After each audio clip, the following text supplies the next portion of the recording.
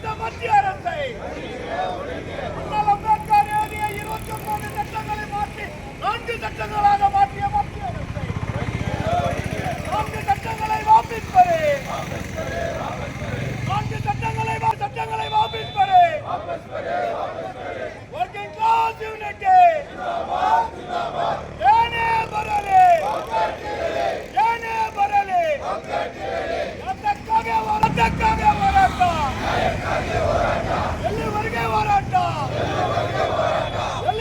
ಹೋರಾಟ working class unity workers unity ಏನೇ ಬರಲಿ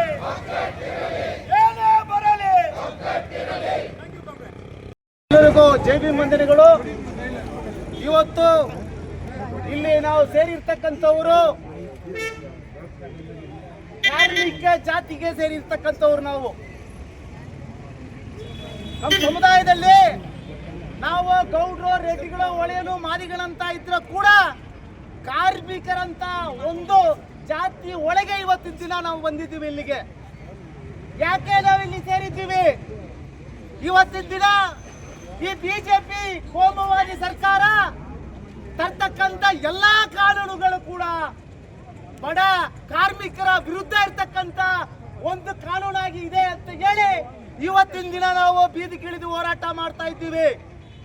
ಬಂಧುಗಳೇ, ನೀವು ನೋಡಬಹುದು ಈ ದೇಶದಲ್ಲಿ ಬರ್ತಕ್ಕಂಥ ಪ್ರತಿ ಕಾನೂನಲ್ಲಿ ನೋಡಿ, ಅವು ಯಾವ ಕೂಡ ಬಡಬಗ್ಗರ, ದೀನದಲಿತರ, ಕಾರ್ಮಿಕರ ಪರ ಇರ್ತಕ್ಕಂಥ ಕಾನೂನಾಗಿ ಇರೋದೆಲ್ಲ. ನನಗೆ ಮೊದಲು ಮಾತಾಡಿದ ಇಲ್ಲಿನ ಕಾರ್ಮಿಕರ ಸಂಘದ ಅಧ್ಯಕ್ಷರುಗಳು, ಲೀಡರ್ಗಳು ಎಲ್ಲ ವಿಚಾರಗಳನ್ನು ಕೂಡ ಮಾತಾಡಿದ್ದಾರೆ.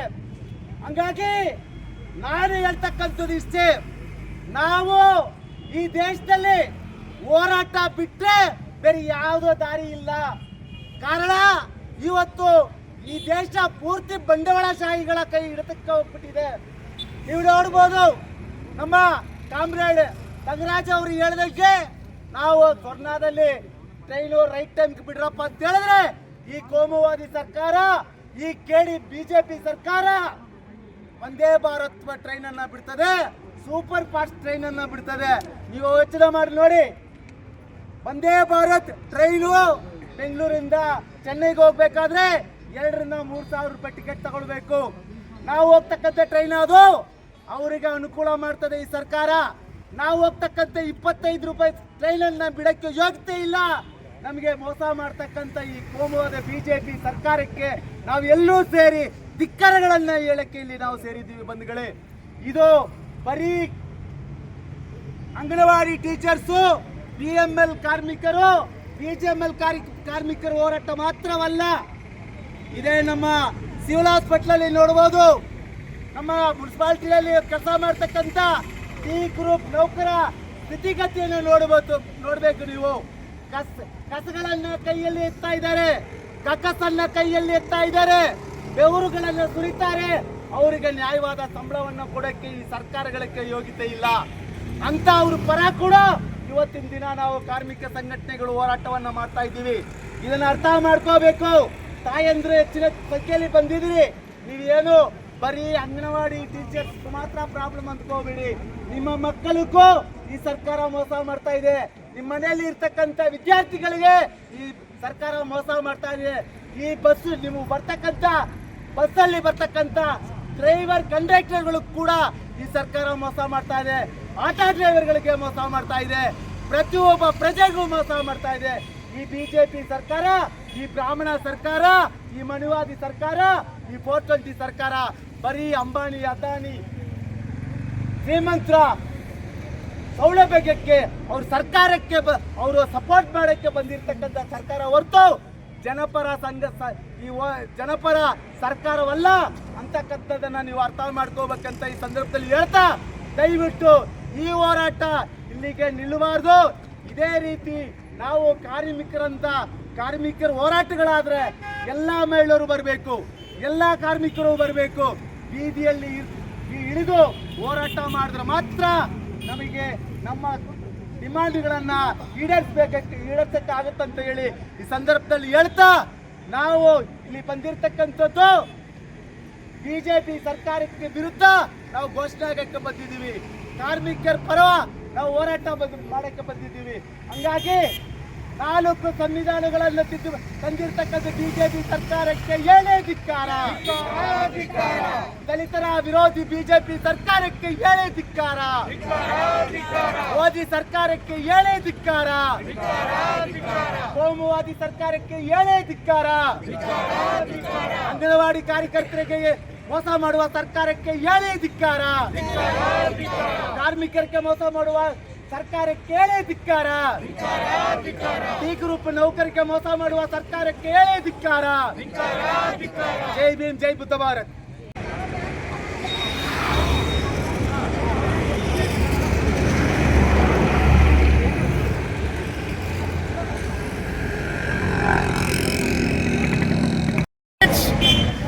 Today we are conducting national wide strike. The aim, aspiration, intention and motive of this strike is to bring a social and political and working class awareness. The present government is going against the human race. More than 150 years we fought with the British people and got freedom. And we are running our democratic country. But the present central bourgeois government is selling this nation. They are giving 1,400 acres of land to Adani for the price of 1 rupee per acre. Is it injustice? Is it not injustice? How can they sell the land? They are selling the airport. They are selling the seaport.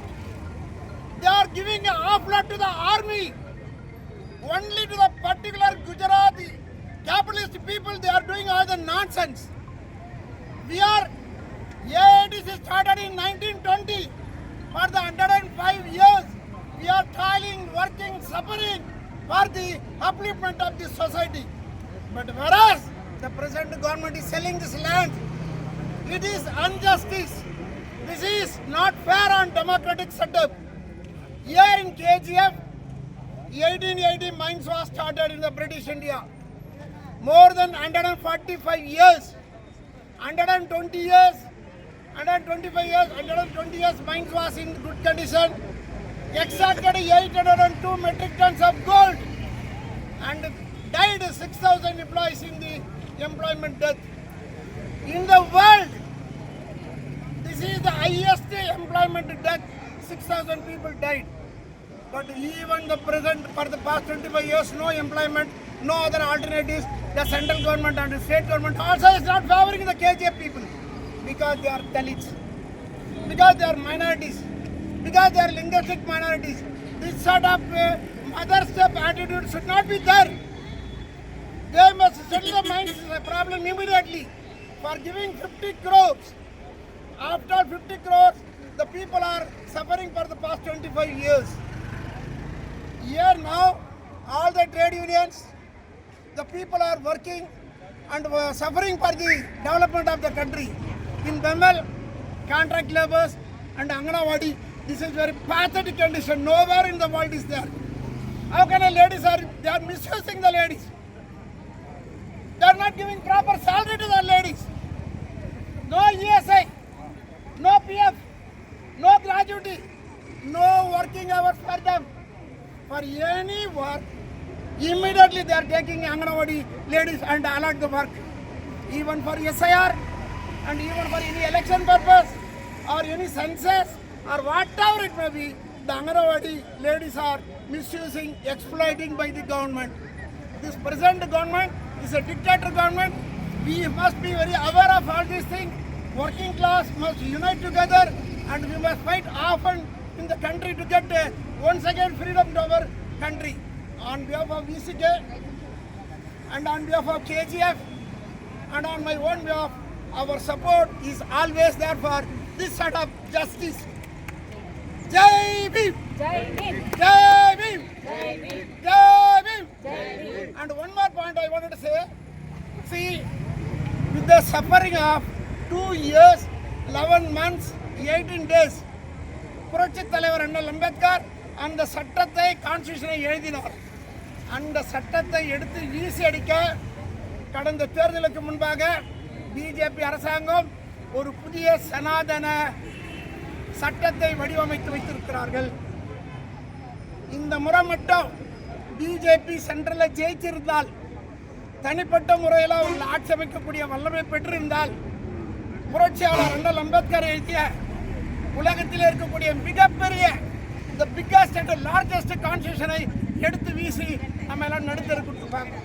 ஆகவே நாம் அனைவரும் கூட புரட்சி தலைவன் சொன்னானே, இழப்பதற்கு ஒன்றுமில்லை கைவிலங்கை தவிர.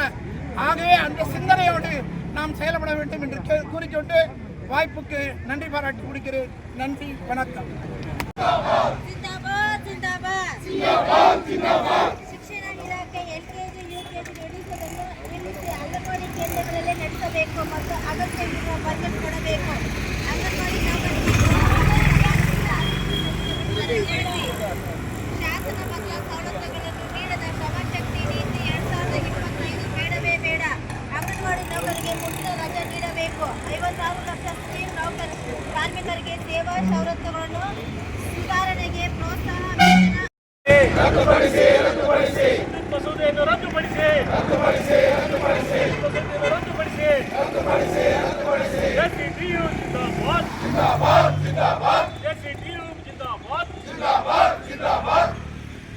ಬಂದಿರತಕ್ಕಂಥ ಎಲ್ಲ JCTU ಜಂಟಿ ಸಂಘಟನೆಗಳ ಪದಾಧಿಕಾರಿಗಳಿಗೂ ಎಲ್ಲರಿಗೂ ಒಂದು ಈ ಸಂಘಟನೆ ಇವತ್ತು ಫೆಬ್ರವರಿ 12ನೇ ತಾರೀಕು ಏನಕ್ಕಪ್ಪ ಇಲ್ಲಿ ನಾವೆಲ್ಲ ಸೇರಿದ್ದೀವಿ ಅಂದರೆ, ಸರ್ಕಾರಿ 4 ಕೋಡ್ ಕಲಿಸಿದೆ.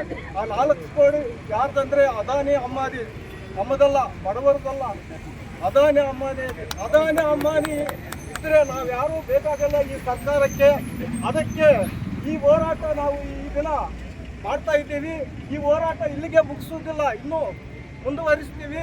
ಈ ಹೋರಾಟದಲ್ಲಿ ಇಂಥ ಸ್ಫೋಟಗಳು ಬಂದರೆ ಎಲ್ಲರೂ ಭಾಗವಹಿಸಿ ಈ ಸ್ಫೋಟಗಳನ್ನು ರದ್ದು ಮಾಡಬೇಕಂತ ಹೇಳ್ತಾ ಎಲ್ರಿಗೂ ನನಗೆ ಈ 2 ಮಾತು ಮಾತಾಡೋಕ್ಕೆ ಅವಕಾಶ ಕೊಟ್ಟಿದ್ದಕ್ಕೆ ಎಲ್ರಿಗೂ ನಮಸ್ಕರಿಸ್ತಾ நாயகன் நம்ம சிவகுமார் இந்த பேசி கோஷம் போட்டு ஆர்ப்பாட்டத்தை மீட்டிங் கேட்குறேன்.